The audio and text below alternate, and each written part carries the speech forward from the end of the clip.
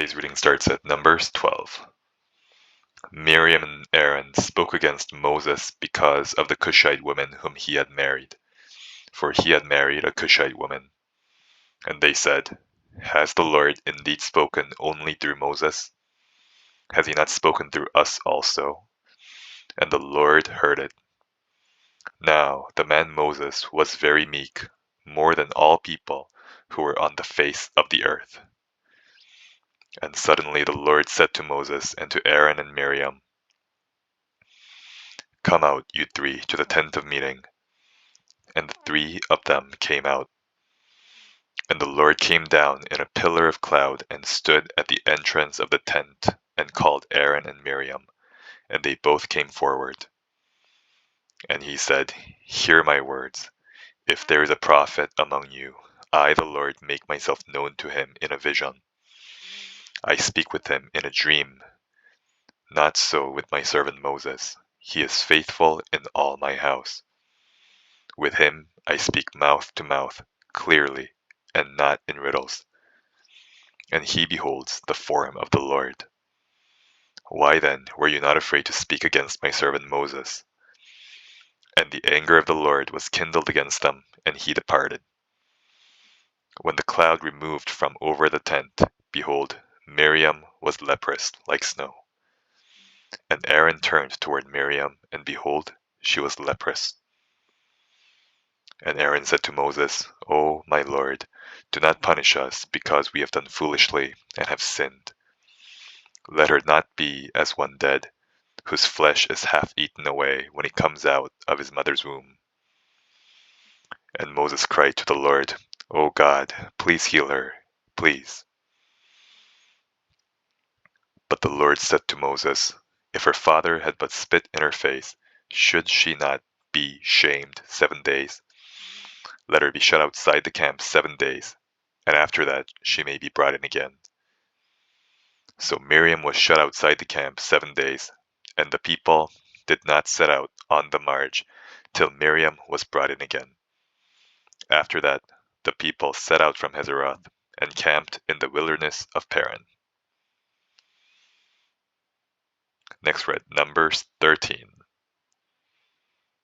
The Lord spoke to Moses, saying, "Send men to spy out the land of Canaan, which I am giving to the people of Israel. From each tribe of their fathers you shall send a man, every one a chief among them." So Moses sent them from the wilderness of Paran, according to the command of the Lord, all of them men who were heads of the people of Israel. And these were their names. From the tribe of Reuben, Shemuah the son of Zachar. From the tribe of Simeon, Shaphat the son of Hori. From the tribe of Judah, Caleb the son of Jephunneh. From the tribe of Issachar, Igal the son of Joseph.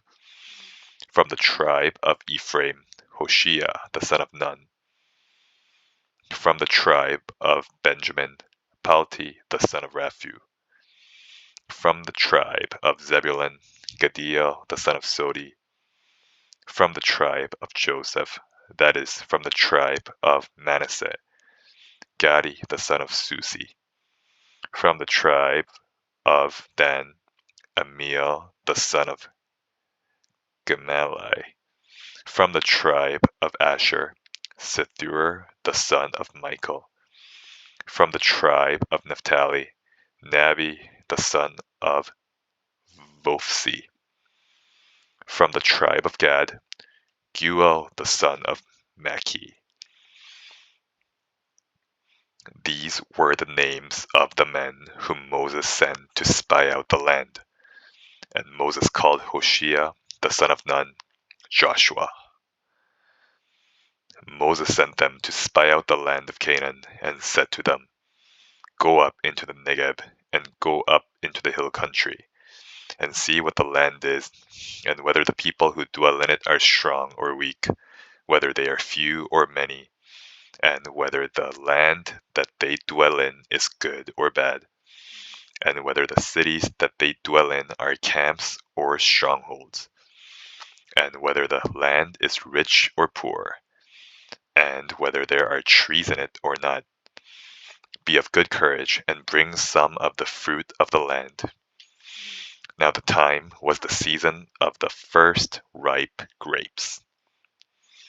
So they went up and spied out the land from the wilderness of Zin to Rehob, near Labo Hamath. They went up into the Negeb and came to Hebron. Ahiman, Shishai, and Talmai, the descendants of Anak, were there. Hebron was built 7 years before Zoan in Egypt. And they came to the valley of Eshcol and cut down from there a branch with a single cluster of grapes, and they carried it on a pole between two of them. They also brought some pomegranates and figs. That place was called the Valley of Eshcol, because of the cluster that the people of Israel cut down from there.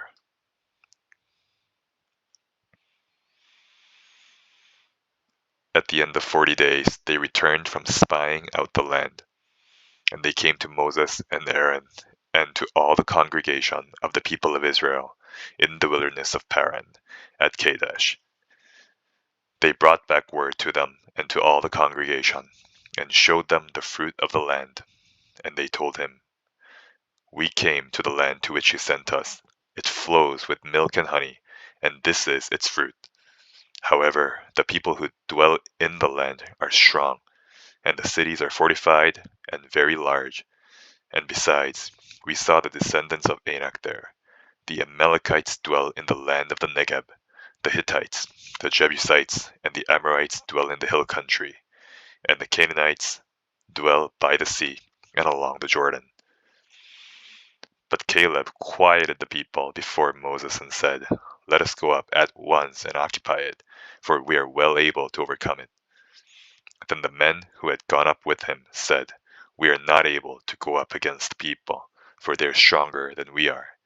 So they brought to the people of Israel a bad report of the land that they had spied out, saying, "The land through which we have gone to spy it out is a land that devours its inhabitants, and all the people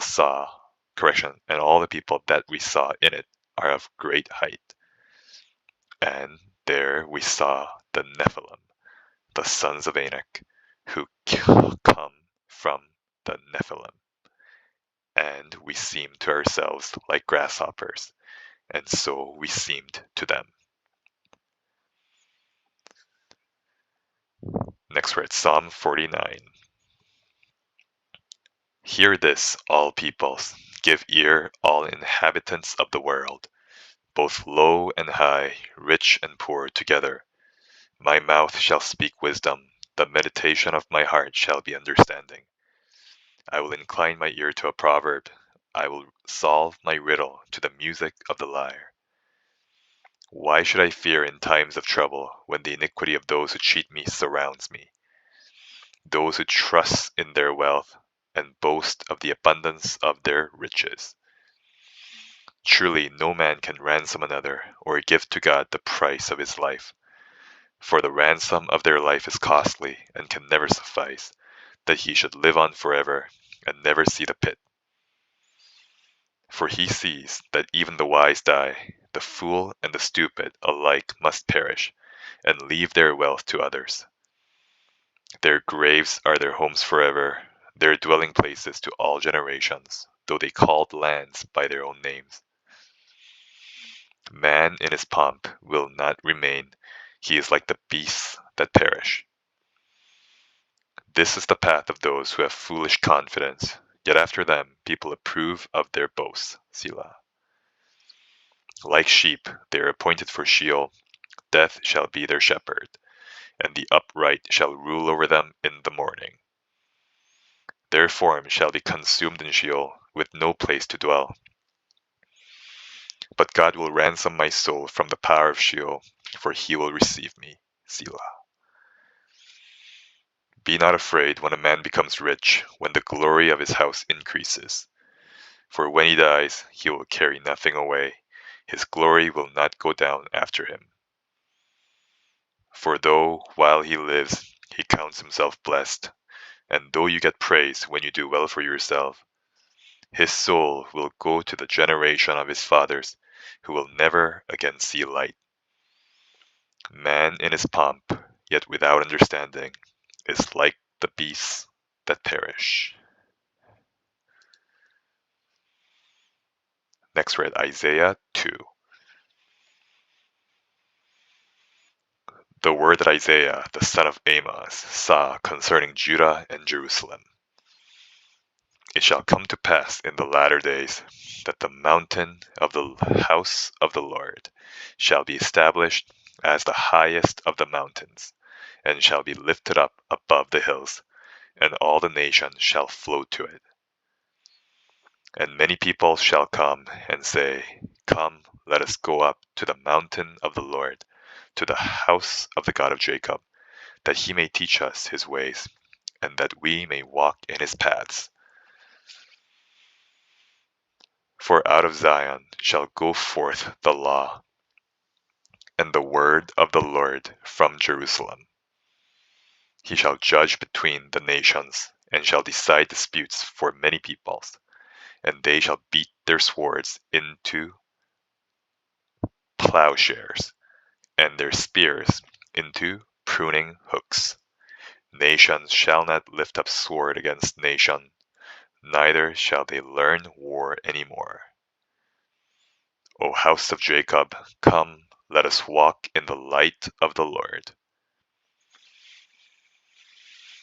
For you have rejected your people, the house of Jacob, because they are full of things from the east, and of fortune tellers like the Philistines. And they strike hands with the children of foreigners. Their land is filled with silver and gold, and there is no end to their treasures.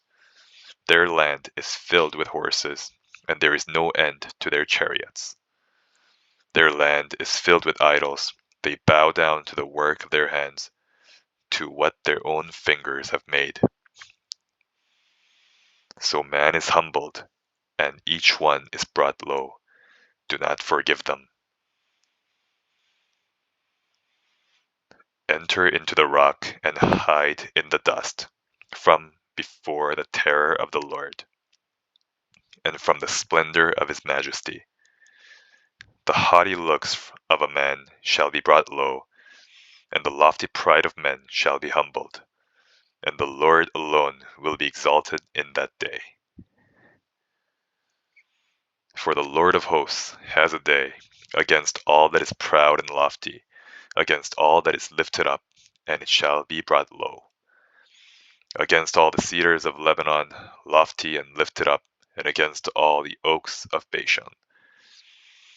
Against all the lofty mountains, and against all the uplifted hills. Against every high tower, and against every fortified wall. Against all the ships of Tarshish, and against all the beautiful craft. And the haughtiness of man shall be humbled, and the lofty pride of men shall be brought low. And the Lord alone will be exalted in that day. And the idols shall utterly pass away. And people shall enter the caves of the rocks and the holes of the ground, from before the terror of the Lord, and from the splendor of his majesty, when he rises to terrify the earth. In that day, mankind will cast away their idols of silver and their idols of gold, which they made for themselves to worship, to the moles and to the bats, to enter the caverns of the rocks and the clefts of the cliffs, from before the terror of the Lord, and from the splendor of his majesty, when he rises to terrify the earth. Stop regarding man, in whose nostrils is breath, for of what account is he?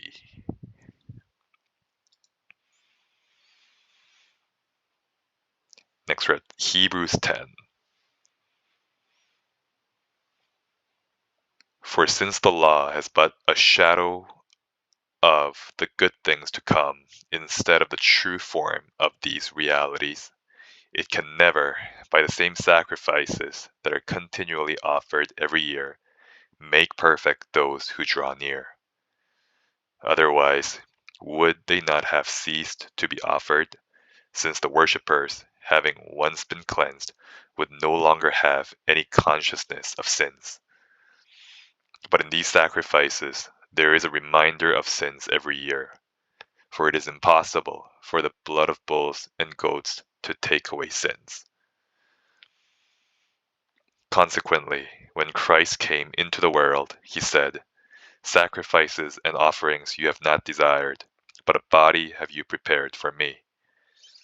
In burnt offerings and sin offerings you have taken no pleasure."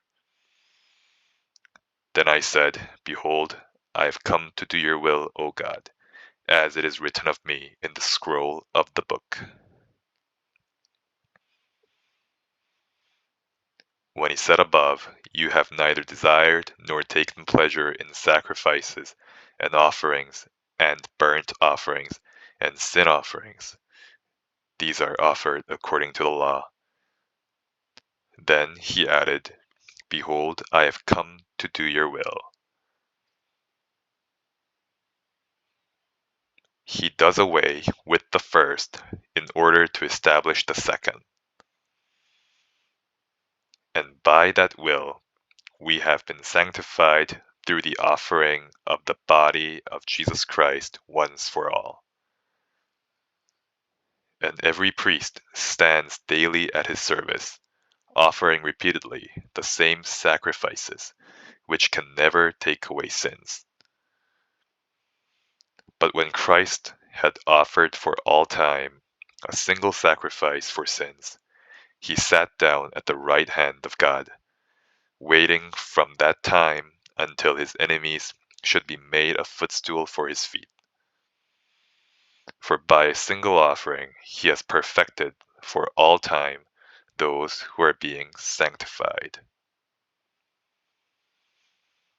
And the Holy Spirit also bears witness to us, for after saying, "This is the covenant that I will make with them after those days, declares the Lord, I will put my laws on their hearts and write them on their minds." Then he adds, "I will remember their sins and their lawless deeds no more." Where there is forgiveness of these, there is no longer any offering for sin. Therefore, brothers, since we have confidence to enter the holy places by the blood of Jesus, by the new and living way that he opened for us through the curtain, that is, through his flesh, and since we have a great priest over the house of God, let us draw near with a true heart, in full assurance of faith, with our hearts sprinkled clean from an evil conscience, and our bodies washed with pure water. Let us hold fast the confession of our hope without wavering, for he who promised is faithful. And let us consider how to stir up one another to love and good works, not neglecting to meet together, as is the habit of some, but encouraging one another, and all the more as you see the day drawing near. For if we go on sinning deliberately after receiving the knowledge of the truth, there no longer remains a sacrifice for sins, but a fearful expectation of judgment, and a fury of fire that will consume the adversaries. Anyone who has set aside the law of Moses dies without mercy on the evidence of 2 or 3 witnesses. How much worse punishment, do you think, will be deserved by the one who has trampled underfoot the Son of God and has profaned the blood of the covenant by which he was sanctified and has outraged the Spirit of grace? For we know him who said, "Vengeance is mine, I will repay." And again, "The Lord will judge his people." It is a fearful thing to fall into the hands of the living God. But recall the former days when, after you were enlightened, you endured a hard struggle with sufferings, sometimes being publicly exposed to reproach and affliction, and sometimes being partners with those so treated. For you had compassion on those in prison, and you joyfully accepted the plundering of your property, since you knew that you yourselves had a better possession and an abiding one.